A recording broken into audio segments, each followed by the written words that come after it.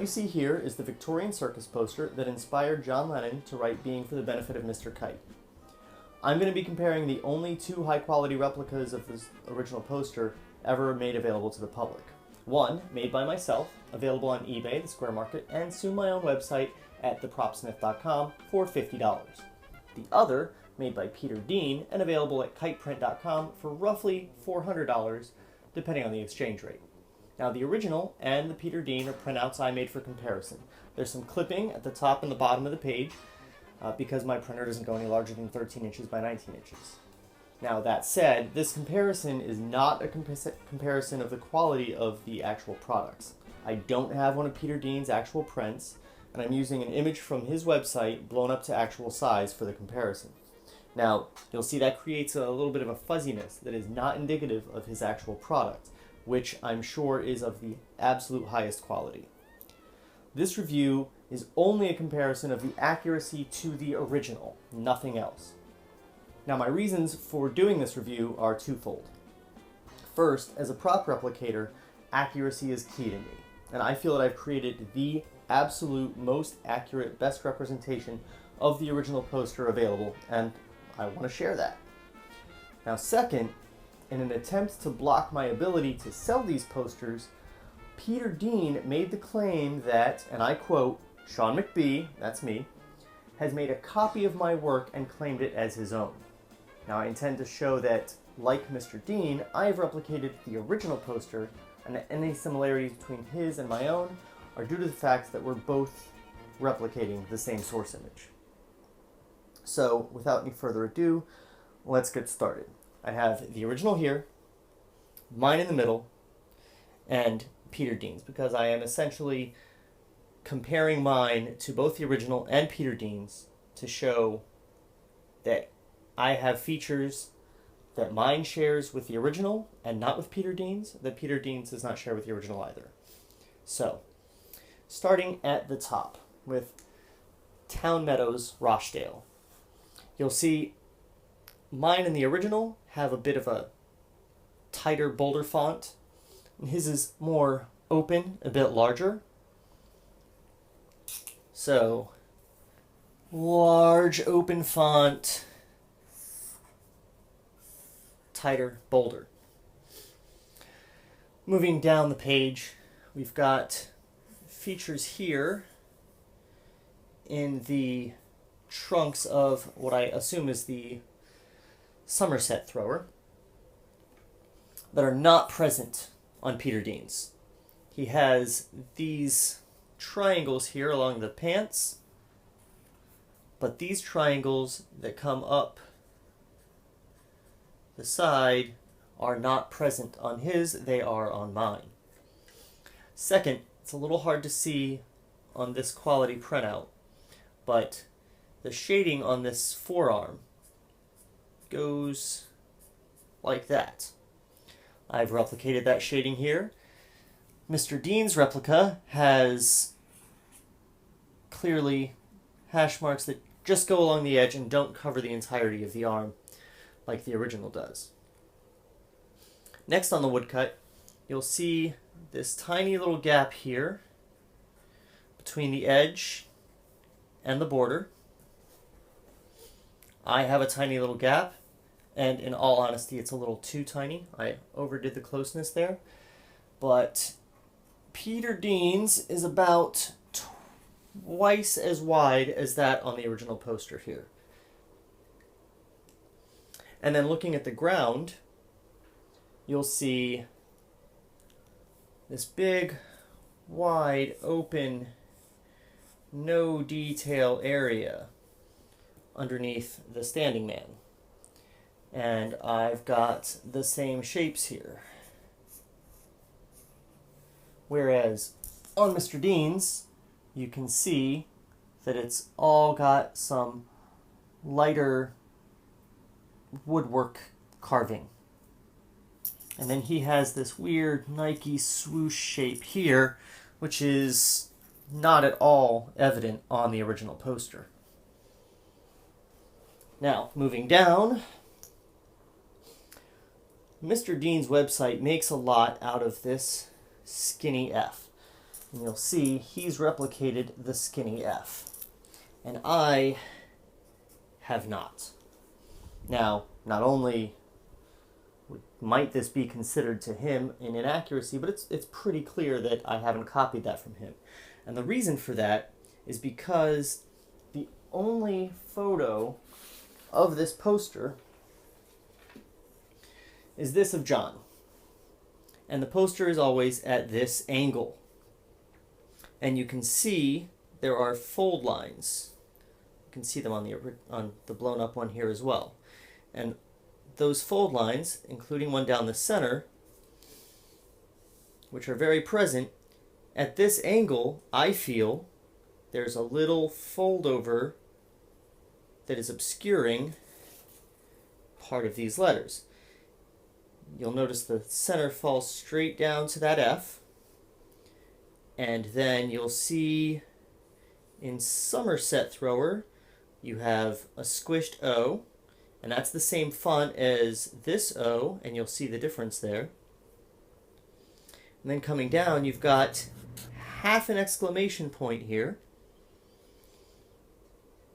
and it all follows right along that line. So it's my feeling that that was not one letter out of the entire thing that they chose to use a different font for from the rest of the line, but a result of that fold. So I've corrected that. You'll see my O's match, and I don't have half an exclamation point. So that's the difference between mine and his, and I think a fix from the original to accurately represent what it looks like in person rather than in the only known photo of it. Also in the text, you'll notice Mr. J. Henderson here. Have a close look at the punctuation. It's very fat and thick, very fat and thick, very tiny, tiny. So that's accurate to mine, not his. This line, horse xanthus, much like Town Metal's Rochdale at the top, very thick, whereas on Mr. Dean's it's very airy. And then trampoline leaps. This was a fun one because I actually could not find the actual font for this, and I had to do some manual editing of the letters. You'll notice here Peter Dean's come very close, but if you look at the E's in particular, there's a very fat center line, whereas Mr. Dean's has this very thin little center line. And he and I may have used the same font even, but I've fattened it in digitally, and it's much more accurate. Now, those are pretty much the majority of the at a glance change. Oh wait, nope, there's one I forgot. Henderson again. Look at this O. Look at this O. And look at this O. The Henderson has a very round center to the O, and his is very ovular. So that's not accurate at all. Oh, and one other at-a-glance thing, and this is not anything that I can definitively say is more accurate on mine over his. Because of the angle of this, in order to make one to copy, Peter Dean and I both had to take this and straighten it out and try to get the proper dimensions figured out. Now, I think that I've done that properly. As you see, you've got these square shapes all up and down the top and bottom, or all up and down the sides and on the top and bottom. And in Photoshop, I made sure that each of those was, to the very pixel, the same exact size to ensure that nothing was being squished in either direction and that it was completely flat. However, barring an actual scan of the original or a photo that starts out as being dead on, I can't say that that's accurate to mine. However, I can say that the very clear difference in height here is a difference between mine and Mr. Dean's. As you'll see, I've lined them all up based on the top line of text, Pablo Funk's Circus Royale. And as you go down, mine stays in line with my copy of the original pretty exactly. So here I'm going to do the comparison between the original poster and my version of the poster, and between the original poster and Mr. Dean's version of the poster. And what I've done is I've just created GIFs from the files that I have that switch back and forth real quick between the original and the one we're comparing. So let's get started. First, we'll look at Mr. Dean's. And here's Mr. Dean's switching back and forth with the original. And as you can see, there are quite a lot of differences. If you look at the difference in size in Town Metal's Rochdale here, that's pretty obvious. And overall size is changing a lot. And then there are a lot of just little things. If you look at where the bottom of his foot is here versus where it is on the original, it's much more elongated. You've got this little ball thing here is much larger on the original. And obviously all the different things that I pointed out. And if you look down here in the corner, you'll see where this line tends to skew off over here a little bit, and that just backs up my theory about the fold going through the middle and causing that skinny F. So you can see everything that I pointed out here. And you can see that overall it's got a lot of little things off. Now, considering how Peter Dean recreated this, he wasn't, overlaying this in Photoshop and creating it in Photoshop the way I was. He actually went and got all the original letterpress letters and had someone carve wood carvings, which are ridiculously close given that they were just eyeballing that.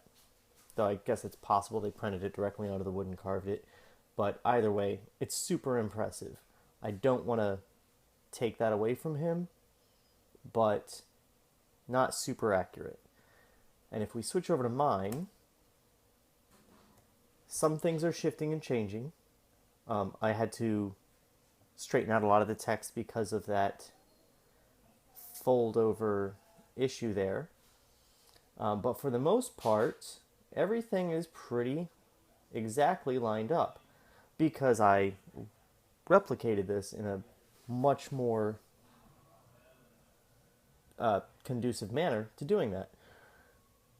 So I think that this and this, back to Peter Dean's, when you look at the differences between his in the original and mine in the original, I don't think there's any question that I'm very clearly replicating the original and not copying the work of Mr. Dean.